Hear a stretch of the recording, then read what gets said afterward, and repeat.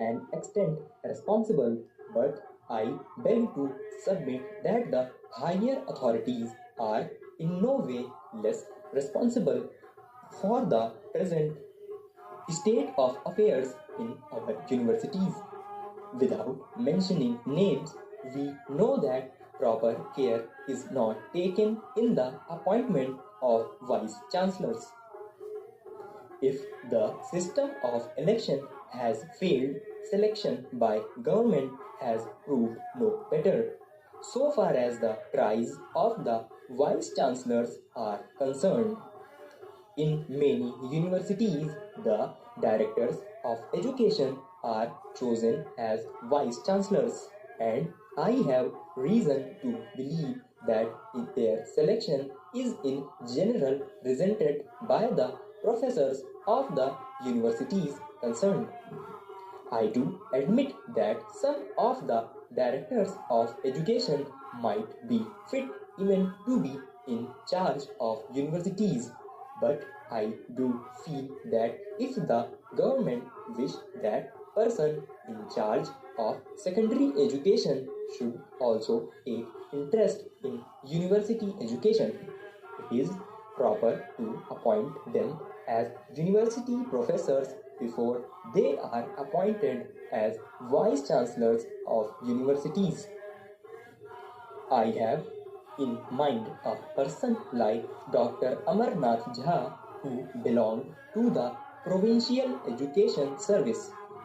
He served as a university professor, had experience of university education, and then when he became a vice chancellor of the university, he discharged his duties as vice chancellor admirably well. I wish to point out that personal character, wide human sympathy, interest, and understanding of university education, capacity for leadership, faith in the democratic ideals, reputation for learning, and confidence of the authorities are absolutely necessary in a good vice chancellor, and proper care should be taken in devising ways and means for selecting proper persons as vice chancellors of universities.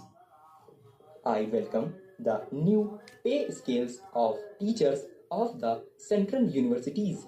I do wish to point out that there is a great need for the amalgamation of the grades of lecturers and readers. Most of the teacher conflicts are due to these two grades of lecturers and readers, and greater harmony will prevail among teachers in case the two grades subject to certain efficiency bar are amalgamated. I do feel that there is no marked difference in the abilities of teachers of central and state universities, and there is need for equalization of the pay of teachers of state universities.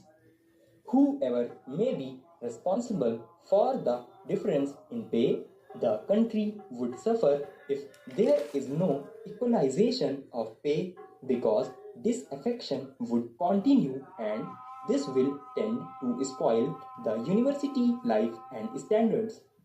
I wish to point out that some system of transfers should be encouraged by the University Grants Commission. Stop. नहीं